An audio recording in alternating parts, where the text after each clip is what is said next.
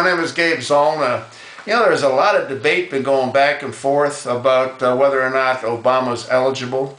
Never mind the birth certificate. I'm talking about the simple fact that the Constitution says that to be president, you have to be a natural-born citizen, which means that your parents both have had to have been American citizens prior to your birth.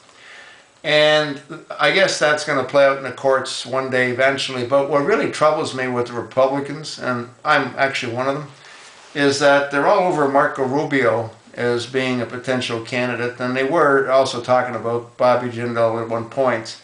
Now, I like Marco Rubio. I have nothing against Marco Rubio. I think he's doing a great job in the position that he's in.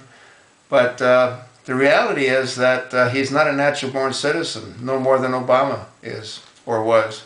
And the reason that is that his parents were both Cubans when he was born. I don't think they became Americans until he was 4 years of age. Now, as far as I'm concerned, you either adhere to the Constitution or you don't adhere to the Constitution. And I don't believe that Obama is eligible.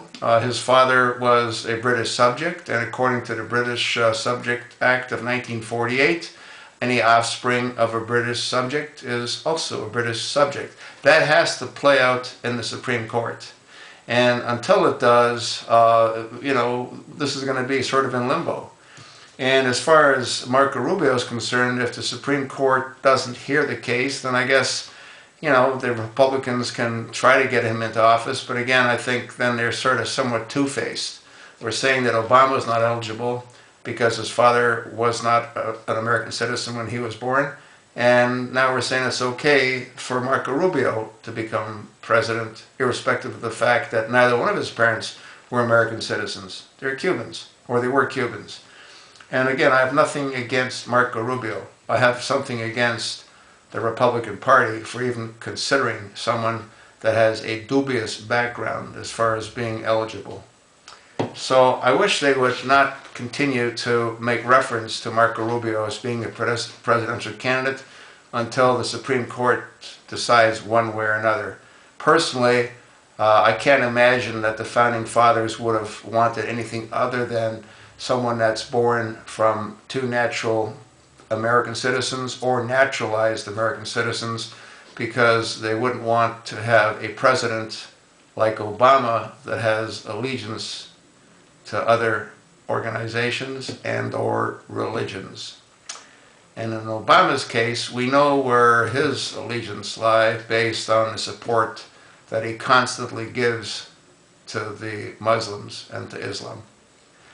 And that's exactly why the Founding Fathers didn't want someone like him in office.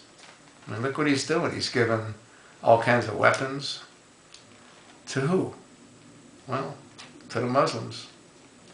Anyway, this isn't about Obama. This is really about the Republican Party making a choice of a candidate that's eligible and has no potential downside. And unfortunately, Marco Rubio does have potential downside, as far as I'm concerned, to be president, as does Bobby Jindal. Sorry, guys. You either follow the Constitution or you don't. I hope that most Americans agree.